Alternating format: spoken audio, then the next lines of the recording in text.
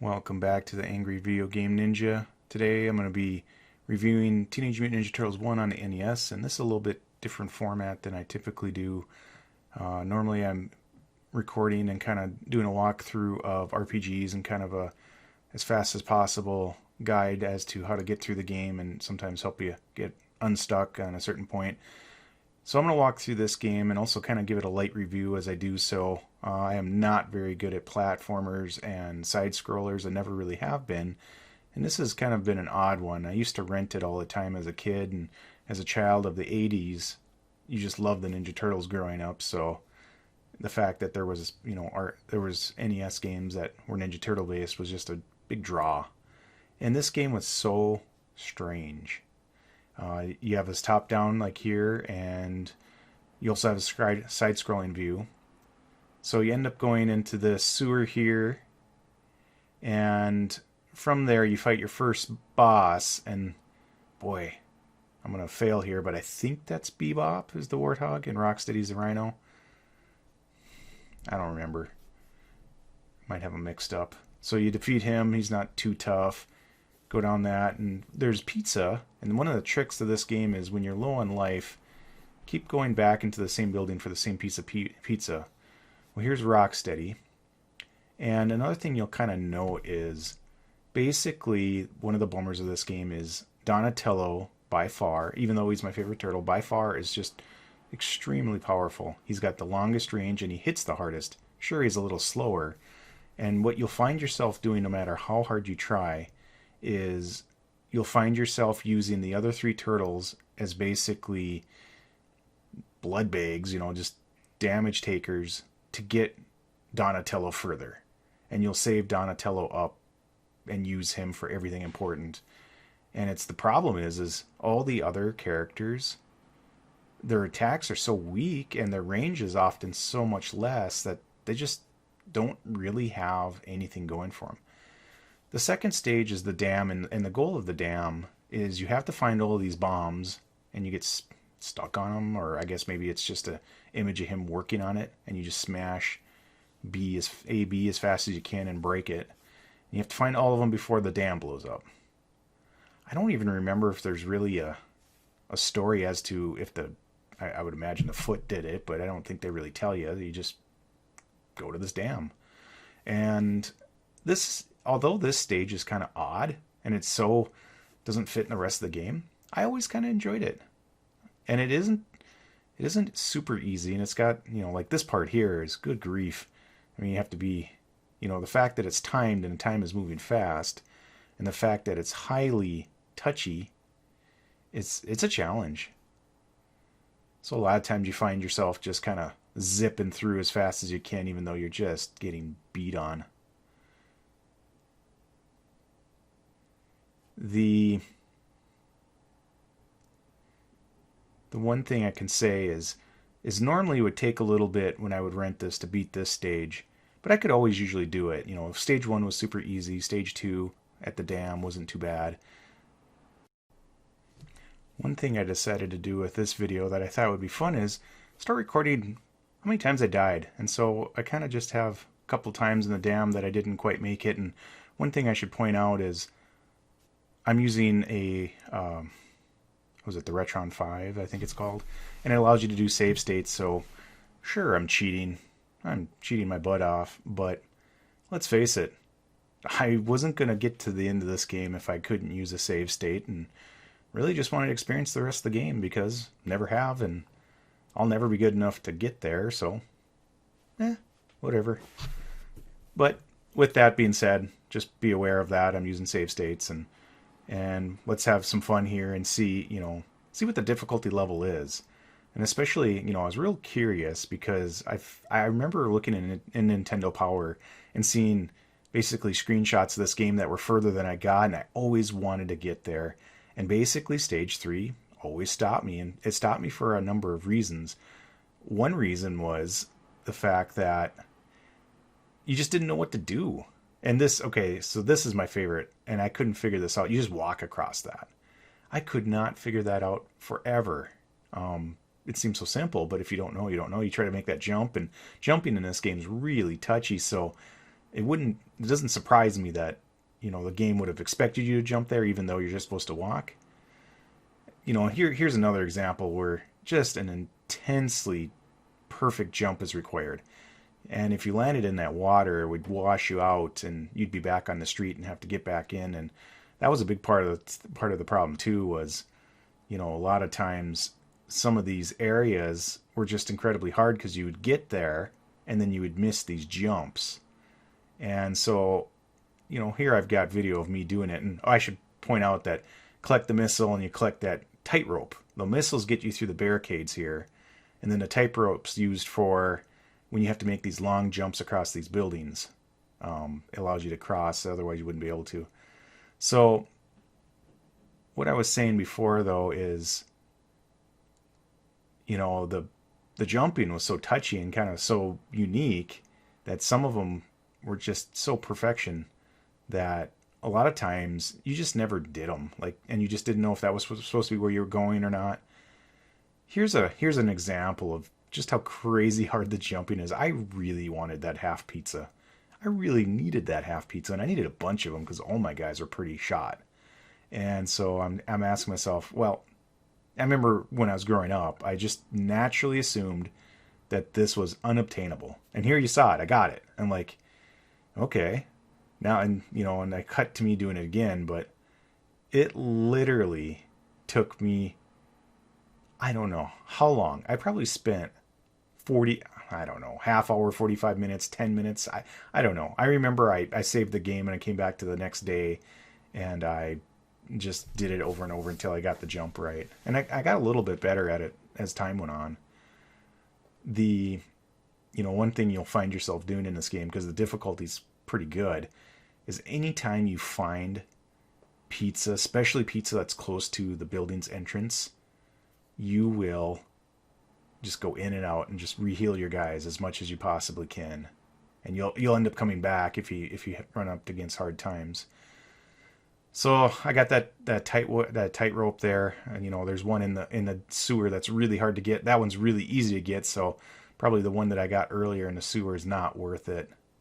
And then this is basically where you want to go, and this is where it's at on the map. And that's how you get to the end. I never figured this out growing up. I just never did, never knew what to do. So you can tell that I'm kind of saving my progress shortly here. What I try to do is not be so cheesy and save it every little step. But if it didn't require like really complicated and tricky jumping, I try to do like the whole map, if you will.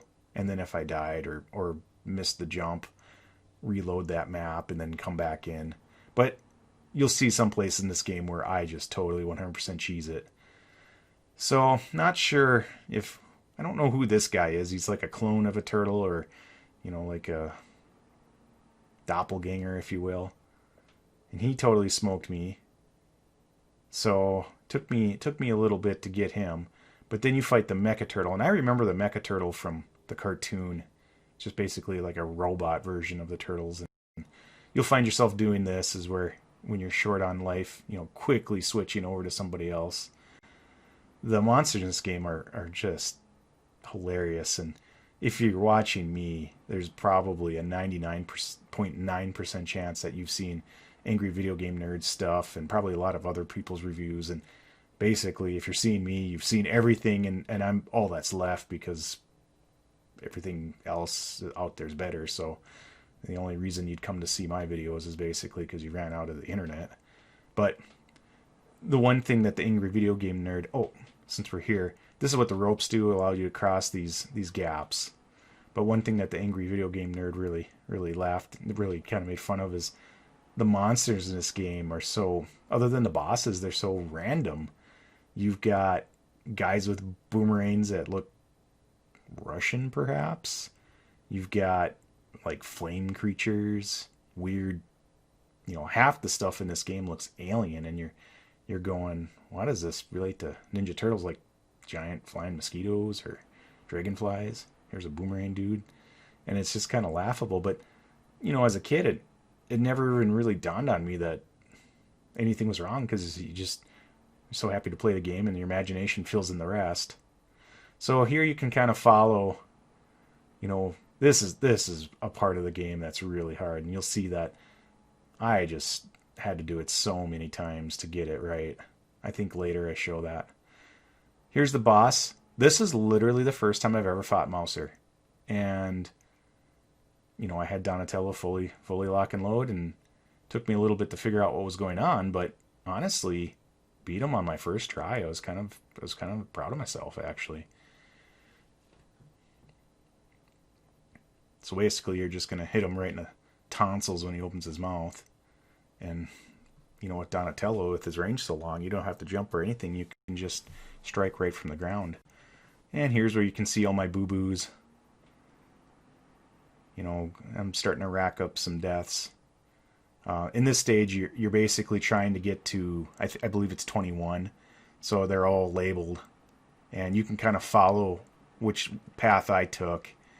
I think there might be more than one route. I haven't played the game enough to know if there's more than one way to get there, but that's at least the path I took. So flame instantly kills you.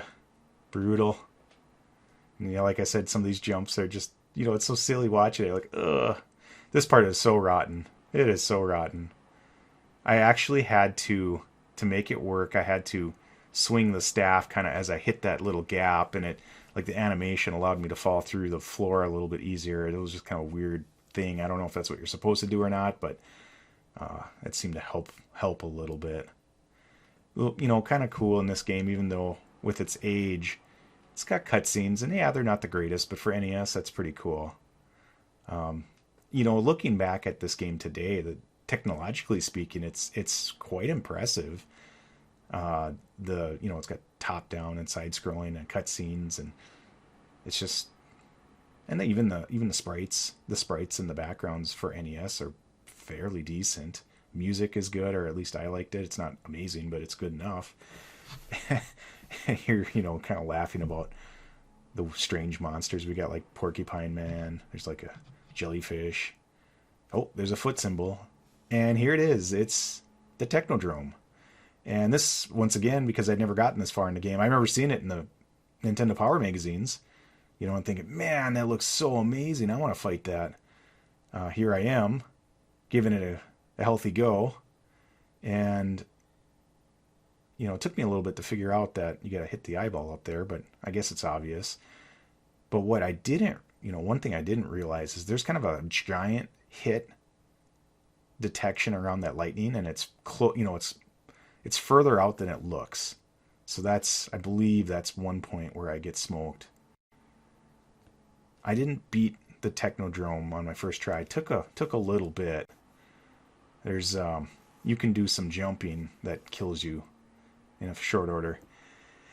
And then you get to this stage, and basically, the only really the greatest challenge in this game before this stage is in stage 3. Knowing what to do and where to go is a little bit of a challenge, and some of the jumps in the sewers are not easy, so that's some challenge. But this stage is rotten difficult. And as you can see, it's just absolute comedy, especially this corridor here. I am just racking it up like you wouldn't believe. Just bang, dead, dead, dead, more death, death, death. And at this point, I am literally reloading the game and trying to figure out what can I possibly do. And these guys take so many hits and they do so much damage. And really, in my opinion, the only way to get through this is to have all of your guys at full, to miraculously make it down this far at full, and then just plow through it as fast as you possibly can and switch out turtles until you get through the end. It is not designed for them guys to be beatable. They take too many hits. So I finally, with a ton of cheating, I finally got there, and I'm like, oh my god, I'm fighting Shredder. And, my heart's kind of pumping because I've literally, in one hit, I'm going to be dead in one hit. And so I used good old Donatello's Super Reach, and he apparently has knockback here, and I just cheesed him out. First try ever, never done it before. I felt like I was super lucky. So this is my my review of Teenage Mutant Ninja Turtles 1. 101 deaths roughly, so it is a tough game. I'd give it 8.5 out of 10. How difficult it is, but sad, I hate to say it, there's only a few places in the game that are actually that difficult. Most of it's not terrible. It's just the parts that they made difficult are really difficult. Well, I hope you enjoyed this different format. I got some others in the pipe. It just takes a while. It actually takes more time to do this side scroller because of the editing than it does with a big RPG. Have a good one.